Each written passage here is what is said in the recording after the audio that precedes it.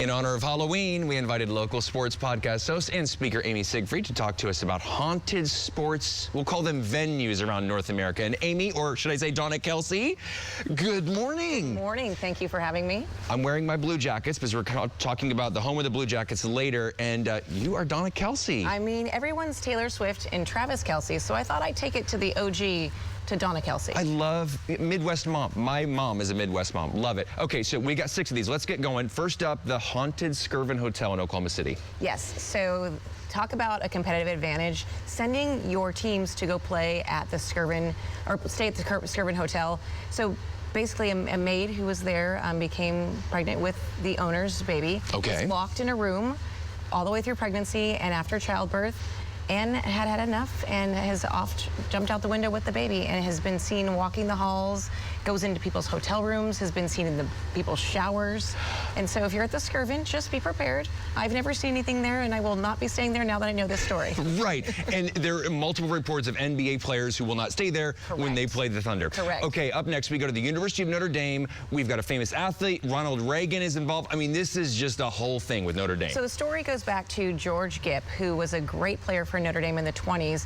He stayed out a little too late, got locked out of his dorm, and Notre Dame is quite cold in the winter, ended up catching pneumonia and dying from pneumonia. Yes. He told his coach, Newt Rockne, to win one for the Gipper, and that's become this rally cry for Notre Dame, but he still haunts the halls, along with some others in Washington Hall, which is no longer a dorm as it once was, but still, look out for George while you're there. And Ronald Reagan played George Gipp in a movie. He did. Yes. In 1940. So that is a very interesting story about Notre Dame and Washington Hall. It just looks spooky. It does look spooky. This next one, okay, so I'm an Ohio State fan growing up. I've always thought Camp Randall Stadium at the University of Wisconsin was a little off. They have like the big Gothic thing in the end zone. Tell me about Camp Randall. So Camp Randall Stadium was actually home to about 1,000 Confederate soldiers in the war. And so tailgaters have reported seeing Confederate soldiers in their uniforms wrapped in slings and bandages at their tailgates. Goosebumps. I know, right? It's creepy. Yeah, look at these. Some of these old pictures from the University of Wisconsin. So this is where the Badgers still play to this day. You can jump around right before the fourth quarter, along with maybe some Confederate soldiers. Right, and look at how creepy that looks. I'm just telling you, that was an old picture that the university posted. I'm like, I would believe that story, totally believe Absolutely. it. Ghosts walking around. Okay, so the fourth haunted venue, super interesting to me. It kind of has this, I don't know, this Gringotts Harry Potter vibe. It's in Toronto. Yes, Toronto's home to the Hockey Hall of Fame, and it used to be a bank.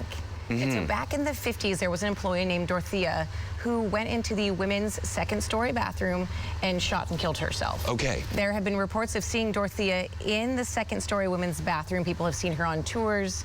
And so if you're there and you're not into scary things, don't use the women's bathroom on the second floor. And this is where you know it's a bank, because you go into what they call the Great Hall, and it looks like a bank. They've cut out part of the vault. It's a fascinating venue I've never been to, but now I'm scared. Yes. Right? No, thank you. Okay, next up, this is the fifth one of the most famous ballparks in the world, of course, in Chicago, Illinois. Yes, so we all love Wrigley Field. It has a lot of history.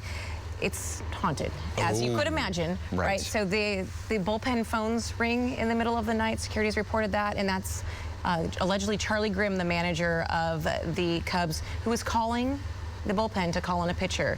Security guards have seen him wandering the halls, have seen them speaking to them. And so if you're going to Wrigley, just be prepared for that. Maybe don't go at night. The bullpen phones ring, and that freaks me out. Okay, so finally, I'm wearing my Columbus Blue Jackets jersey. Growing up, this was my favorite team. They built the arena when I was in middle school, Nationwide Arena in Columbus, Ohio.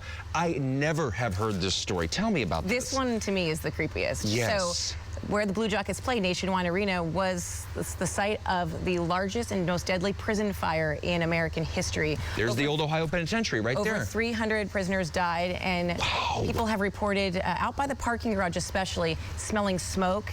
They can hear men pacing in their cells, people screaming. That is wild. And so I have chills right now even just thinking about it. Right, and it's so funny because my dad and I would always go to these games, and we would never park in the parking garage. Like, never. And it was just because, wow, that's expensive. Let's just park on the street.